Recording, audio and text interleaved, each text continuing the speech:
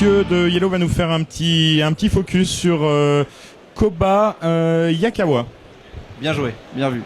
Alors Koba Yakawa, c'est un jeu édité par Superlude en français et par Superlude et Yellow en anglais. Là je vous montre sur la boîte anglaise. C'est un petit jeu minimaliste de bluff et de déduction qui nous vient, j'ai envie de dire, du Japon. J'espère que c'est pas de Corée. Je suis désolé pour Jun Sasaki si... Je suis pas expert, hein, mais c'est vrai que je me demandais si c'était coréen ou japonais quand je regardais les sites. De mémoire, il me semble qu'il est japonais. Et donc c'est un petit jeu, vous voyez les règles, c'est très simple. Hop, comme les japonais ont dans le secret, mais c'est très malin. Ou les coréens. Le matériel est relativement simple, on a 15 cartes numérotées de 1 à 15. D'accord. Et on a des petits jetons qu'on appelle des kamon, qui correspondent aux points qu'on a, et c'est une sorte de monnaie qui sert de point. Et un petit jeton premier joueur. D'accord. Exactement. En coréen ou japonais. Non, c'est du japonais, je m'en rappelle, c'est du japonais. Donc, le principe, le but, ça va être de faire une sorte de pari et d'essayer de remporter la manche pour rafler la mise de tout ce que les joueurs ont parié. Pour commencer, on va prendre 8 kamon et on va les mettre comme ça. Je sais pas si j'en ai pris 8. Hop, j'en ai un de plus. On les met comme ça pour représenter les différentes manches. À chaque manche, il y aura un kamon de mis en jeu automatiquement. Donc sur les 7 premières manches et la 6 premières manches, et la 7e, il y aura 2 kamon. Ça nous permet en plus de compter le nombre de tours qui reste. Au début de la partie, chaque joueur reçoit 4 kamon, comme ça. On remet les autres dans la boîte, il n'y en a pas besoin. Et on va distribuer une carte à chaque joueur, qui regarde secrètement et qui garde face cachée devant lui. D'accord. Et dévoiler une carte, qui est justement le fameux Kobayakawa au centre. Ok, comme ça. Tour à tour, les joueurs ont le choix, on va commencer par le premier joueur, entre piocher une carte, qui regarde secrètement, et choisir entre celle qu'il avait avant et celle qu'il vient de choisir, une qu'il défausse face visible devant lui. Okay, ça donne une indication. Il choisit laquelle il garde ici. Ou alors, il peut choisir à l'aveugle de remplacer le Kobayakawa. D'accord. Une fois que tous les joueurs ont joué, une fois, on refait un tour, et qui est cette fois-ci un tour de pari. Chaque joueur décide s'il veut parier ou pas. Donc s'il veut participer au pari ou pas.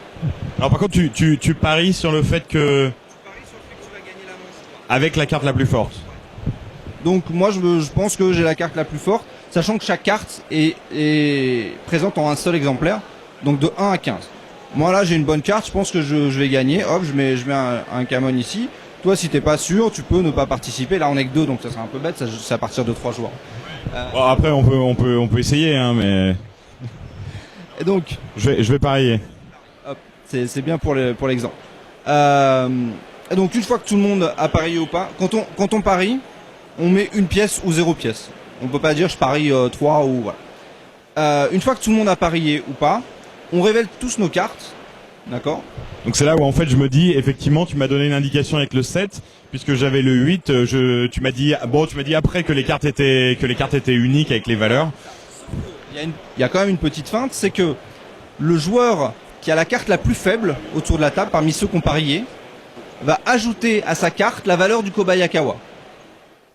Là en l'occurrence c'est un 1, parce qu'on a remplacé le 4. Si on n'avait pas remplacé le 4, toi tu avais 8 plus 4, 12, c'est toi qui remportais parce que moi j'avais un 11.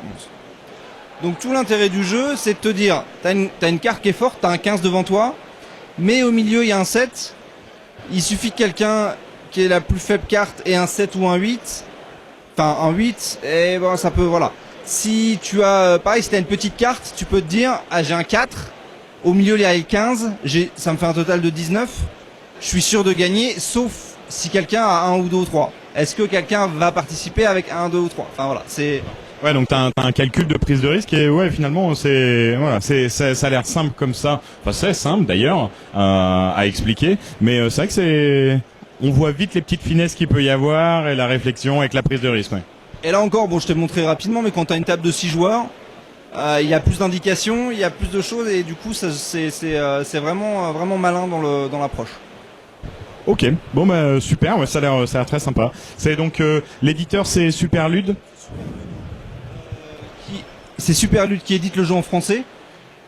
Et comme on fait sur d'autres jeux, notamment avec Purple Brain sur ces jeux, on participe à la version anglaise en payant la production et en nous occupant de la distribution. Et comme on souhaite avoir une gamme forte, notamment aux États-Unis, on met le logo Yellow sur la boîte de façon à ce que les gens repèrent tout de suite que le jeu est un jeu de la famille Yellow et voilà, que ça les incite à aller voir les autres jeux de la gamme.